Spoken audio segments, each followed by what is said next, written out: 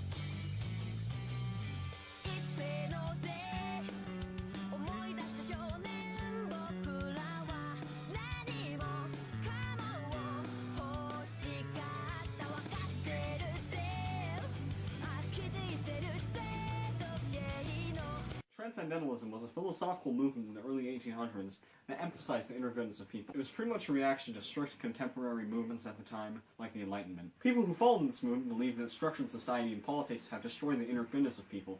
The easiest way to understand this is think about how intellectuals thought that humans were inherently savage in nature, and that it was up to society to eradicate the savagery.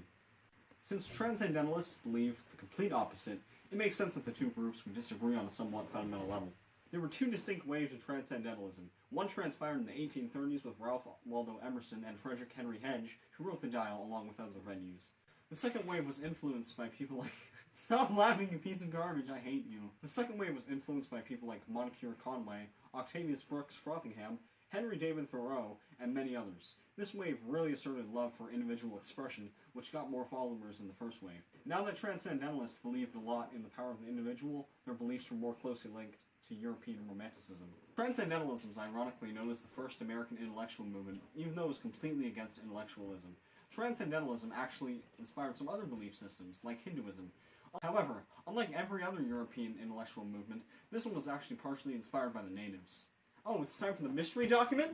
The rules here are simple. If I fail to guess the author of the mystery document, I've just humiliated myself in front of the entire AP US history classroom. Alright, let's do this thing.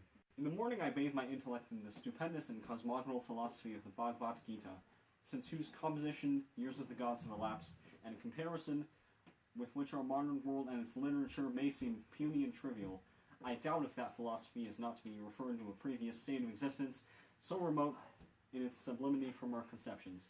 I'm not sure, but I think this is The Power of the Bhagavad Gita by Henry David Thoreau. That's correct. No way. Read that in the book. The Transcendentalists, who were trying to rewrite freedom in an ever-changing world, felt they owed everything to the Indians who came before. After factory workers were being underpaid and poorly treated, the Transcendentalists liked the old Native American ideas of being able to recreate oneself. This is why they differed so much from the other intellectual movements from this time period, because the other ones thought that power should actually lie in the government, and how the government should operate. Because the Transcendentalists were in fact so idealistic, it led to other movements beginning as responses to such idealism. Transcendentalism basically ended in 1860 due to a lack of support and discussion. One can even argue that Transcendentalism evolved into self-transcendence, a personality trait that encouraged one's own self-ability, and dark romanticism, which was the polar opposite of the former, a literary form of self-doubt popularized by Edgar Allan Poe.